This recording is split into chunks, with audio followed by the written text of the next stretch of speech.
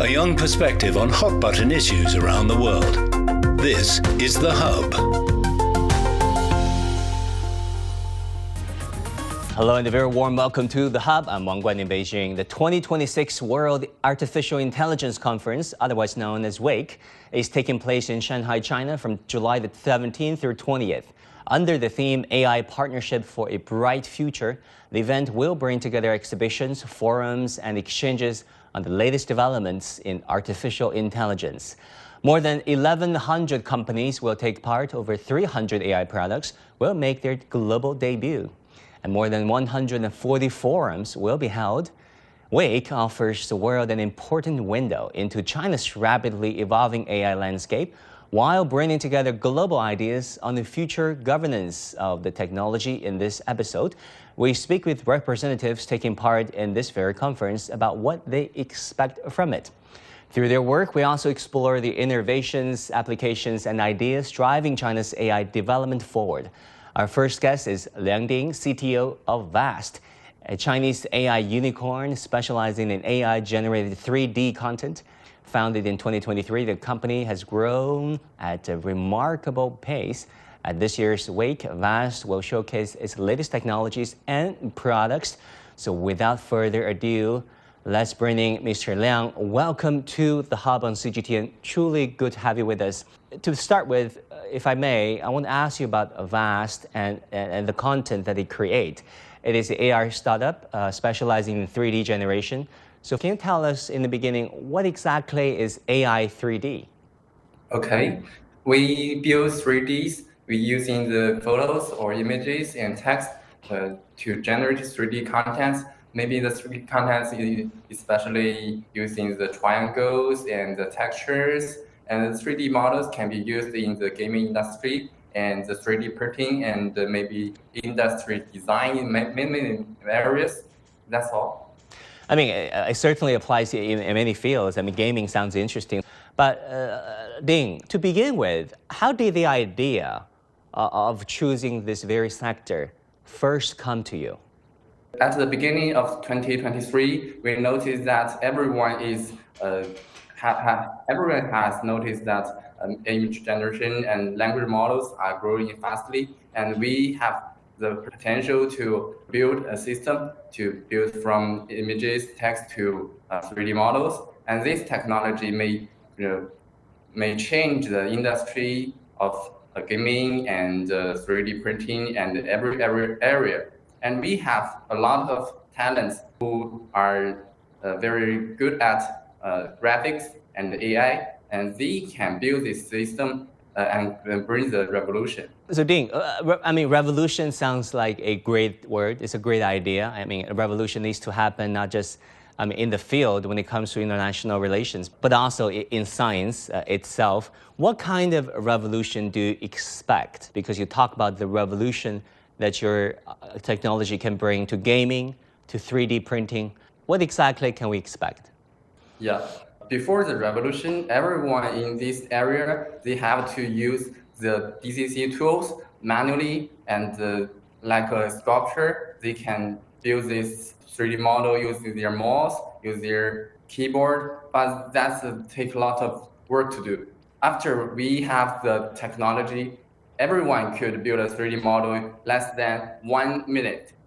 Really? Like myself? I can build it myself in less than 1 minute? Of course, you can. Yeah, you can take picture or just input the text, and you will get a 3D model in less than 1 minute. Yeah. That's fascinating. Now, according to VAST, its self-developed AI 3D platform, Triple, now has more than 20 million users worldwide. Which user group, markets, and applications are growing at a fast rate currently? Yeah, maybe the gaming industry, they use the tools to build 3D models and animations and 3D printing. A lot of customers use these tools to build the models and then print this model into a real object.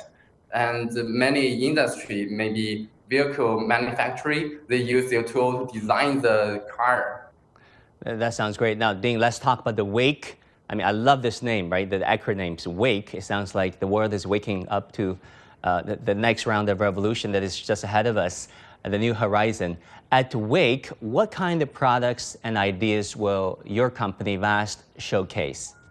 Yeah, we will launch the product named Triple Studio. Triple Studio have a lot of tools. Maybe the newest algorithm called Triple H 3.1 and Triple P1. That's two kinds of 3D modeling tools. And another, we have the texture tools for 8K textures and a lot of tools for part segmentation and part completion and animation. That's a tools collection for Triple Studio. Let's zoom out a little bit, because at this WAIC, it does not just have exhibitors and technologists. It also has a series of forums where scientists and industry leaders are exchanging ideas and forging partnerships.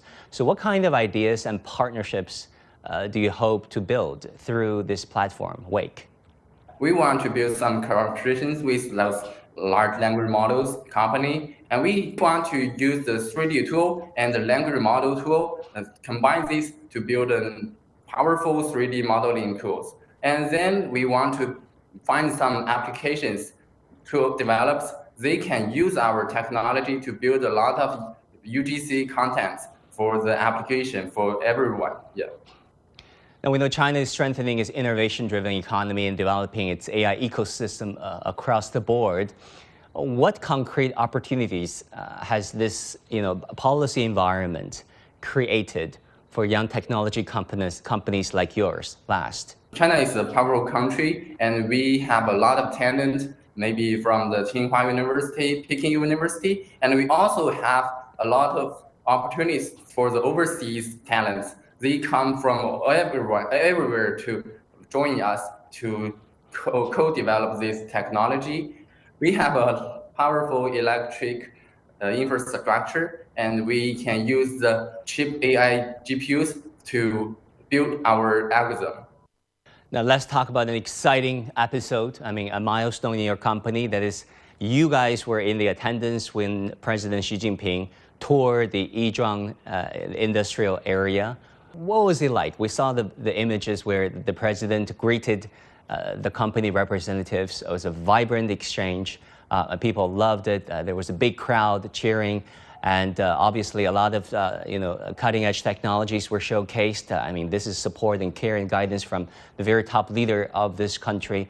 What was that moment like for you, being there personally? We got a lot of encouragement from President Xi, and we will work harder and then bring a lot of new technologies after this event. And we got a lot of money from the investors after this news. Yeah. That is great. Now, when it comes to financing, what is your target? You're a unicorn currently. What is the next step for your company? Yeah, we have built the 3D modeling tools and called Triple Studio, and we will develop another technology called World Model. We can use the World Model to enable everyone to interactive with the virtual world, and everyone could get some funny stories in this virtual world and meet other strangers. Yes. Triple was, of course, a main product of your company. It was built for a global market from the very beginning and has attracted users from many countries and regions. Why did a lot of Chinese AI companies such as yours pursue a global strategy so early? Yeah, because in this world, we don't find another company who can build this technology. So we have the responsibility to enable everyone in this world to use this technology. So we empower everyone from the world, from everywhere, to build 3D models fastly. Yeah, that's our responsibility. And talking about AI governance, it is in focus because a lot of AI applications are way ahead of policies and regulations. What kind of AI governance or regulations do you think is necessary, so much so that it regulates, it enables, it helps, it guides, but it doesn't overstep, right? It doesn't intervene too much and kill the entrepreneurship? Maybe the government has some rules and we have to follow these rules, but I think the rules is necessary because we don't want these tools to be used by those criminals. we want these tools used by those who really want to build new 3D content.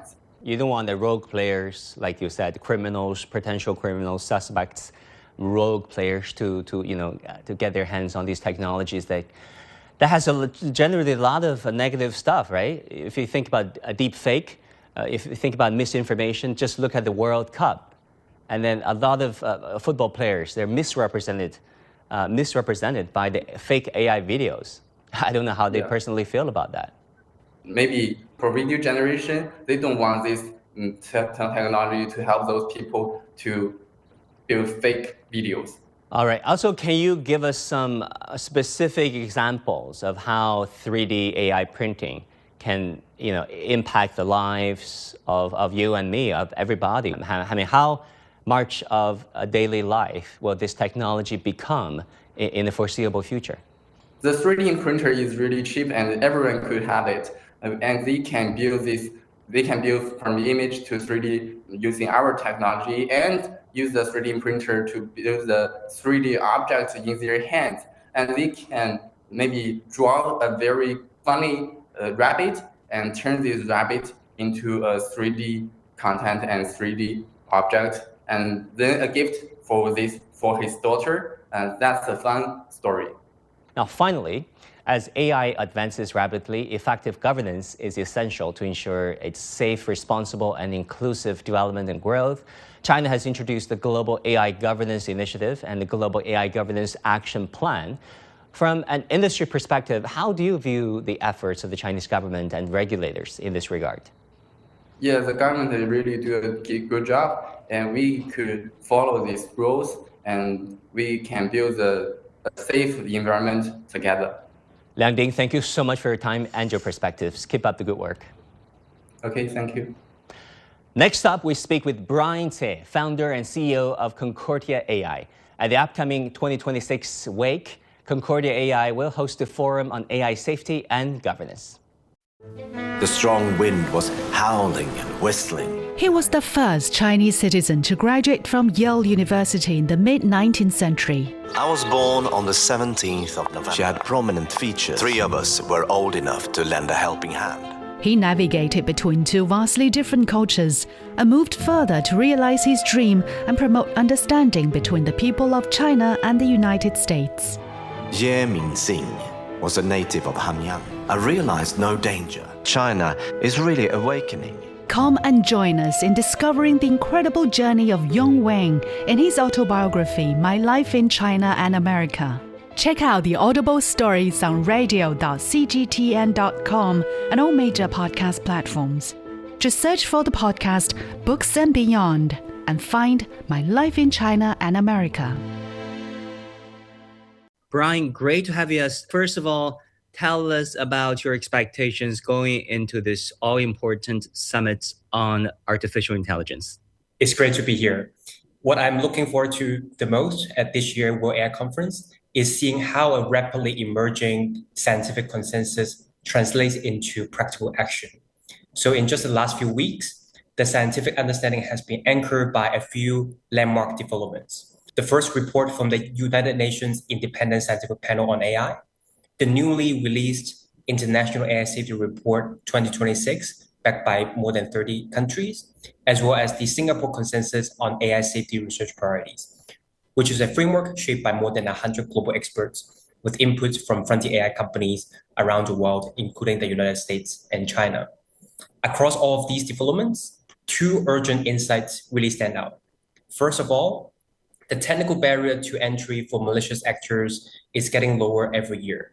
So AI is making it easier for those bad actors to launch sophisticated financial fraud.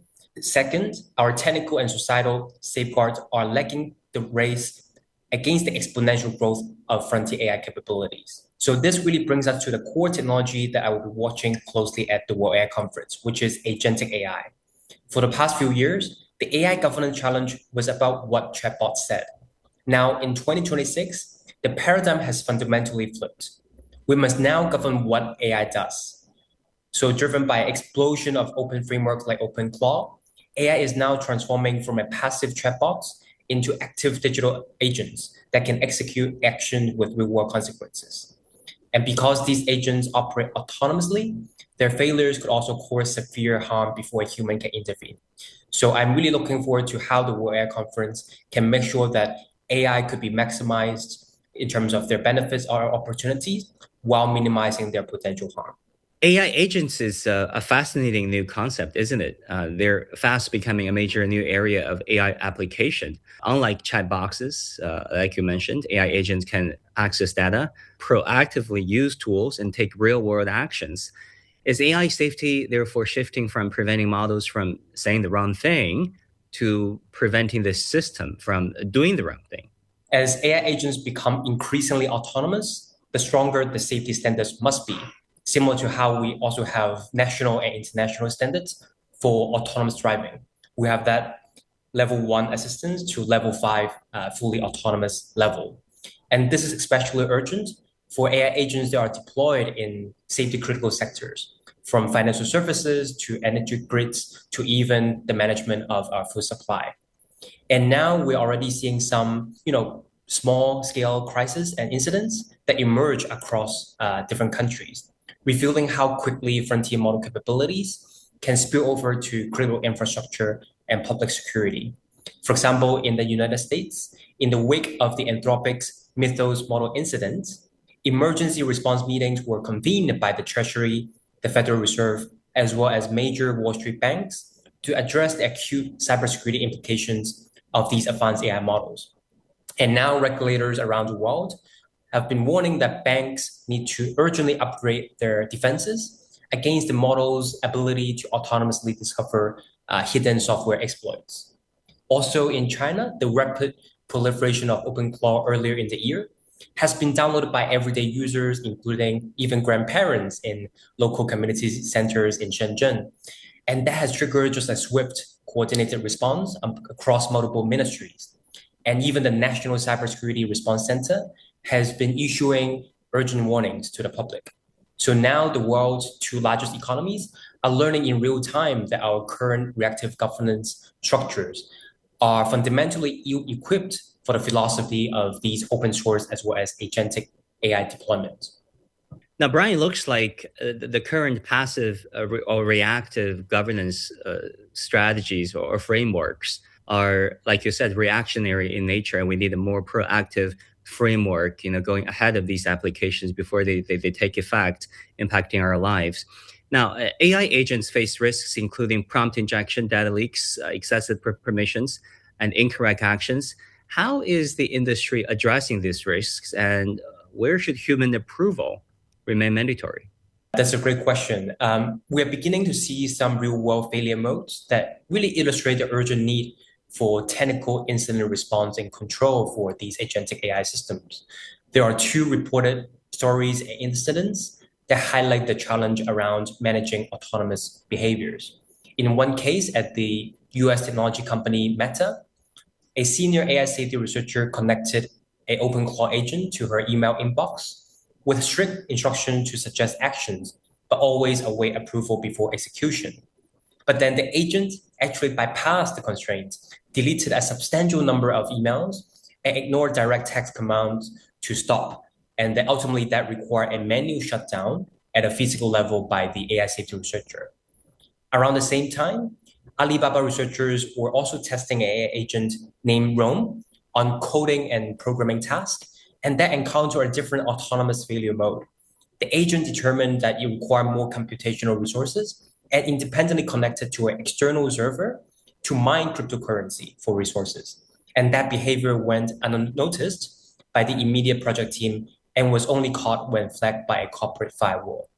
And in both of these 2 instances, the internal systems really lacked built-in mechanisms to autonomously interrupt the rogue behaviors of the AI agents and forcing a reliance on external human intervention.